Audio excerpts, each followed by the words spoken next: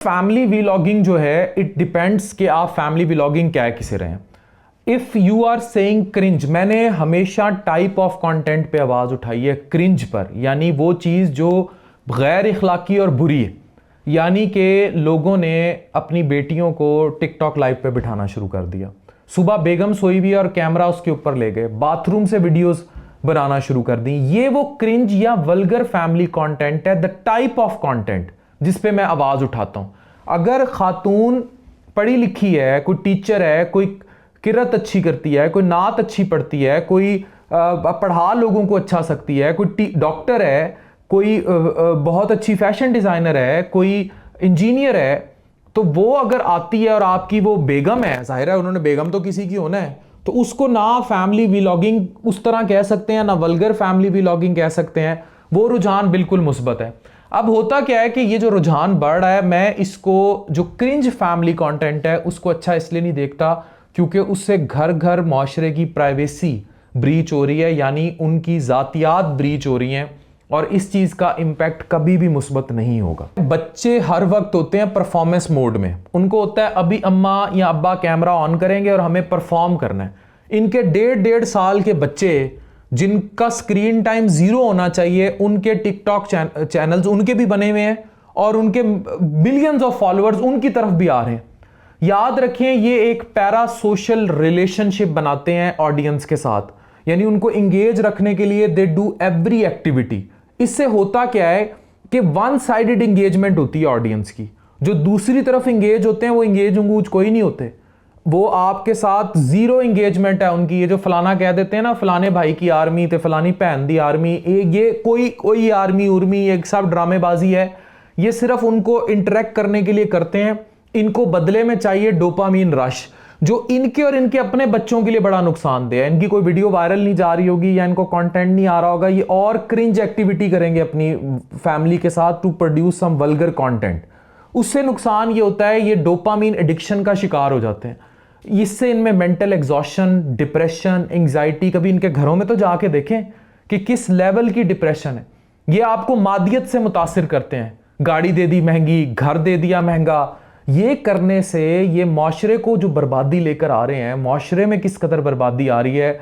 जो हमारे लो socio economic घर हैं, उनके घर बेटियां बागी हो रही हैं, बेटे बागी हो रहे हैं, वो उठ रहे हैं, दुबई लेने जा रहे हैं फ़ोन। शर्म नहीं आ रही कि यहाँ लोगों के घरों में पैसे नहीं है खाने के लिए और ये दुबई जाते हैं और इस किस्म का क्रिंज पैदा करते हैं और शादियों पे इस तरह पैसा। फिर मुझे बताएं, एक रेडी लगाने वाले की बेटी भी एक्सपेक्ट करेगी कि उसकी शादी पे भी ये सब कुछ हो, और इससे दूसरी तरफ जो तोहफे तहाइफ होते हैं कि मुझे बताओ, आज गरीब घरों में बीवी बेचारी के पास 2 वक्त की रोटी के नहीं है, वो शौहरों को कहां से गाड़ियां, उनकी मर्दों की भी एक्सपेक्टेशन खराब कर रहे हैं ये लोग।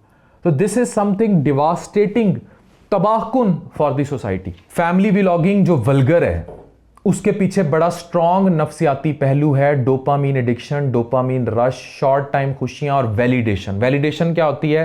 तारीफ सुनने की आदत, हर वक्त मुझे प्रेज किया जाए।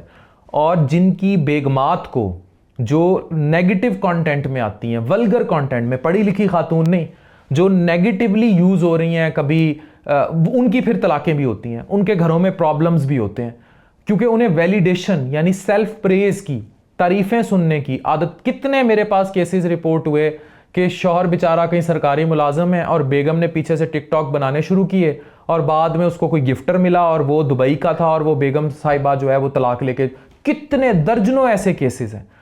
तो ये जो वल्गैरिटी है ना, कि झाड़ू दे रही हैं, झुक रही हैं और आगे कैमरे लगाए हुए हैं, पीछे कैमरे लगाए हुए हैं और गंद क्रिंज, ये और फिर इनका ही टिकटॉक लाइव पर आ जाना नटर जैसे कैरेक्टर्स के सामने गंदी गालियां सुनने के लिए, ये चीज जो है ये माशरे के लिए तबाहकुन है। फेम इससे जुड़ा है, एडवर्टाइजमेंट जुड़ी है, अन्य वाइस में पैसा जुड़ा है। लेकिन मैं फिर वही बात करूंगा कि जिस तरह खाने पीने में, रिस्क में हराम हलाल की तमीज़ है, तो शोहरत तो अल्लाह का सबसे बड़ा दिया हुआ रिस्क में से शुमार होता है, तो उसमें हराम हलाल की तमीज़ नहीं होनी चाहिए। वल्गर फैमिली व्लॉगिंग जो है, या वो फैमिली व्लॉगिंग जो क्रिंज से शुरू होती है, इसका हल ताहाल तो नज़र नहीं आ रहा। एक ऐसी फैमिली, एक ऐसा माशरा जिसमें सोशो इकोनॉमिक स्टेटस यानी कमाई बहुत कम हो, बिलो लेवल पर हो, तालीम, एजुकेशन, रोज़गार प्रमोट ना किया जा रहा हो, इवन हकूमती सतह पर अरबाब इख्तियार में टिकटॉक कल्चर को आम किया जा रहा हो, वैलिडेशन यानी सेल्फ प्रेस, तारीफ को आम किया जा रहा हो, बड़े बड़े अफसरान मुकम्मल सिर्फ टिकटॉक्स पर हैं या वो टिकटॉक्स बनाते फिर रहे हैं और सिर्फ प्रेस चाह रहे हैं, तारीफ चाह रहे हैं, बहुत कुछ करते फिर रहे हैं। तो ऐसे में जो गरीब घर हैं वो अपनी बेटियां टिकटॉक लाइव पे भूखे ढिड को जो है वो गोडे तो चंगे नहीं होंगे, तो वो भूखे मरेंगे तो वो यही सब कुछ करेंगे। तो ये वल्गैरिटी इस मैस लेवल पर फैलती चली जाएगी कि कोई कानून, कोई सरकार इसको कंट्रोल नहीं कर सकेगी, क्योंकि खुद जो है बहुत सारे आला अफसरान, बहुत सारे अफसर हजरात भी टिकटॉक कल्चर को प्रमोट कर रहे हैं to a level of cringe.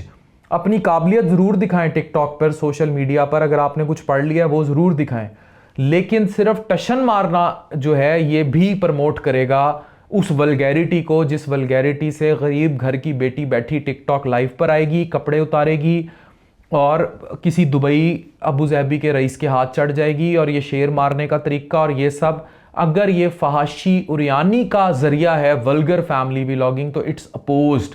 लेकिन अगर आपकी पढ़ी लिखी खातून है, मैं हमेशा कहता हूँ औरत नहीं बेची जाती, औरत का स्किल बेचा जाता है, और उसके लिए भी उसकी अपनी विलिंगनेस बहुत ज़रूरी है, और उस पर इतनी ज़रूर हो कि उस पर जिम्मेदारी इस तरह की हो कि उसको ओनरशिप हो फैमिली की, तब चीज़ें ठीक हैं। एक पढ़े लिखे माशरों में कभी भी क्रिंज गंद को सपोर्ट नहीं किया जा सकता।